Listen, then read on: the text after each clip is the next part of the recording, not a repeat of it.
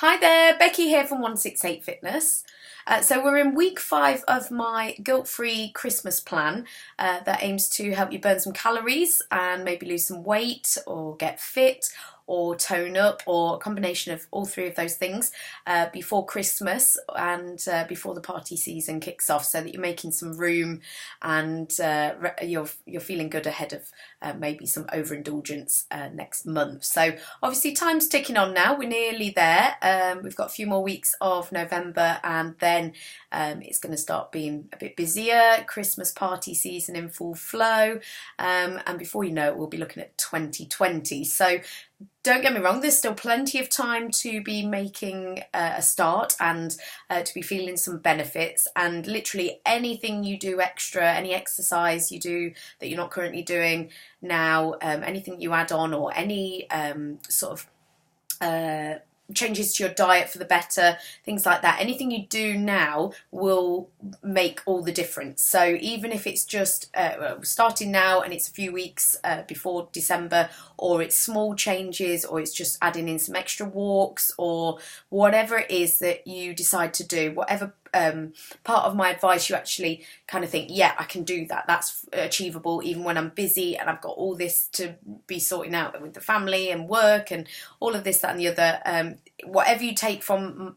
these videos, just make sure you do something, and I promise you will be feeling the benefits for doing that. So ideally you'll be following my advice and you'd already made a start, and you'll be on week 5 of the plan now. So I've started you off doing some exercise, and that's gradually increased over the few weeks, and that's what I'm going to focus on today. But last week I was talking about nutrition and what you can be doing to help you with weight loss in particular. So if your goal is weight loss, and you know that your diet is an area of concern or could be making some improvements, you might want to look back at last week's blog and find out what I was talking about then.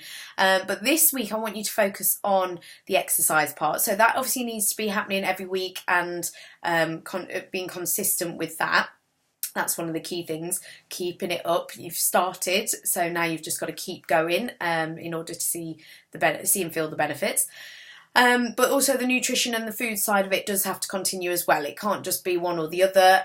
That's what I was saying last week, that if you do a combination of both, sort of reducing what you eat in maybe portion sizes, or just eating a bit more healthily, and you start to burn more calories as well, you're going to get to your goal even quicker if you do a combination of both. So then this week I want you to look at how you can increase your exercise output, so how many calories you burn through exercise and activity. So if you are doing sort of exercise sessions, so specific sort of sessions or times that you class as sort of exercise rather than just activity. So activity for me is sort of where you're moving and you are burning calories, but you're not necessarily out of breath, your heart rate's not too high, you're not overworked in any way, you may be wearing normal clothes, and that sort of thing would be like walking instead of driving, or taking the bus somewhere. Maybe playing in the park or going for a cycle, but yeah, just kind of casual kind of activity. Whereas exercise, you'd probably need to get dressed for the occasion. You'd need to be in your kind of exercise gear, trainers, and you would be getting slightly sweaty, out of breath, feeling like you've done an exercise session rather than just moving around. So that's the difference between those two. So exercise generally is a little bit more higher intensity.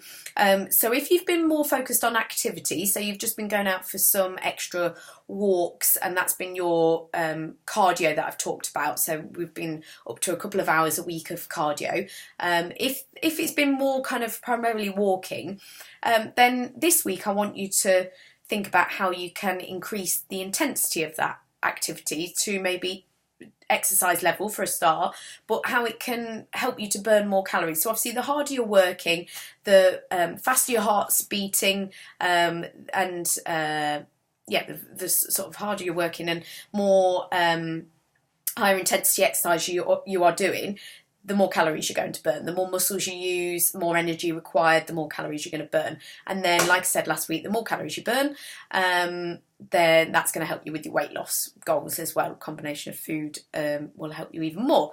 So yeah, so let's get back on track. So if you've been doing some activities, so say you're doing maybe 2 or 3 walks a week, or more, but you're at sort of walking level, then your challenge for this week is to maybe try, if it's safe to do so, you'll know whether it is or not for your own body, and whether you can fit it into your schedule. If you can, look to increase the intensity by maybe adding on some running intervals or jogging, just at your own sort of pace, but just some extra higher intensity intervals to just help you to burn more calories, really, and to increase your fitness over time. The more you do it, obviously, the fitter you're going to get. But if you start challenging your body in a little bit harder way, then your body has to get fitter to cope with that extra demand. So you're going to get fitter, you're going to burn more calories. That's going to be great for you on all fronts.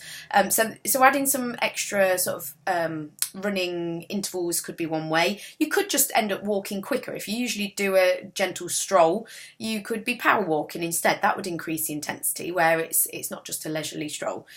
You're actually on a bit of a mission and your arms are swinging, and you are working that bit harder. You might want to add on some hill repeats. Again, you could either do that walking or running. If you walk up and down a hill, the up part of the hill is going to be a bit more extra challenge, so your heart rate's going to go up for that. You're going to burn more calories by the extra demand that your body is under by having that incline. Other ways you can do it, if you don't like running, if you don't want to do that or it doesn't fit with your schedule, you could look to add on an exercise class. You could maybe go on the bike instead of walking. Cycling's usually that little bit harder effort than walking.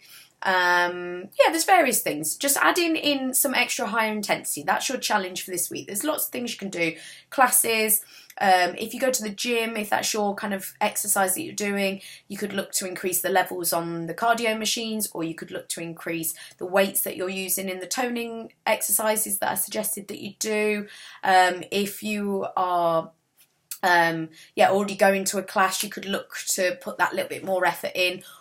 Or you could just, another way of doing it, an extra challenge would be to increase the duration or the frequency of what you're doing as well. So yes, we want to get you working a little bit harder, just increase that so that we progress and you're getting fitter, but you could look to do a little bit more this week than you did last week. So if you did 120 minutes of cardio last week, then this week we could look to do 150, so that's 2.5 hours of cardio in total for the week would be brilliant.